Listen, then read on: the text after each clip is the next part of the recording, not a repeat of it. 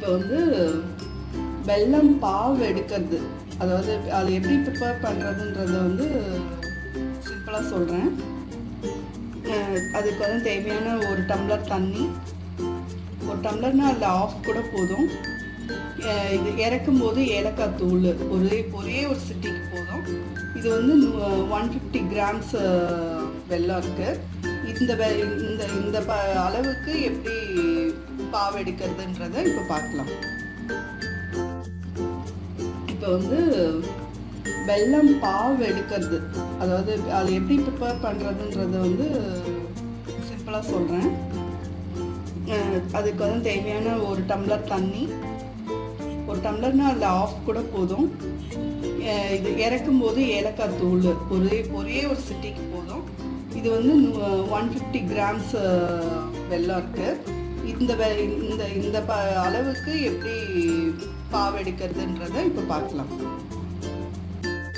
இப்போது இந்த வெல்லம் பாவு எடுக்கிறதுக்கு வச்சாச்சு. சிம்மில் தான் இருக்கணும், ஃபுல் தீ இருக்கக்கூடாது.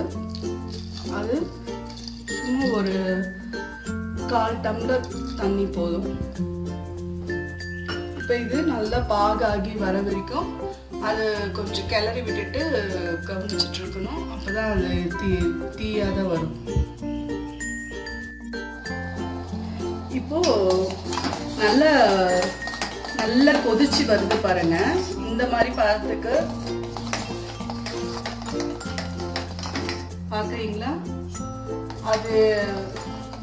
இது வந்து தோசைக்கு ஊத்த, இனிப்பு தோசை சுடணும்னா அதுக்கு இந்த பாவு, அப்புறம் வந்து சக்கரை பொங்கல் செய்ய எல்லாத்துக்கும் இந்த மாதிரி பாவு ரெடி பண்ணிட்டீங்கன்னா சொய்யும் ஈஸியாக இருக்கும். ஆக்சுவலாக இதில் இருக்க அந்த அடி மண்டிலாம் வந்து நின்றுடும். வெடிக்கட்டி நம்ம ஆற வச்சு வடிகட்டி நம்ம எதுக்குனாலும் யூஸ் பண்ணாக்க ரொம்ப நல்லா இருக்கும்.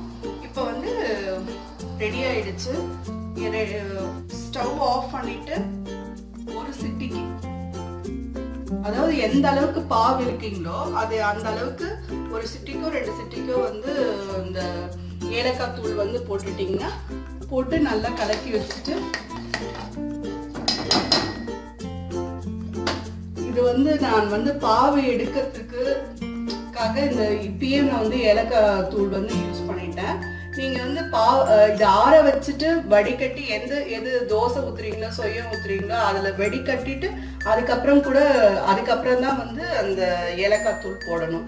இப்ப நான் பாவு மட்டும் எடுத்ததுனால உங்களுக்கு வந்து போட்டு காட்டுறேன். ஓகேவா? ட்ரை பண்ணி பாருங்க. ரொம்ப சிம்பிளான ஐட்டம்.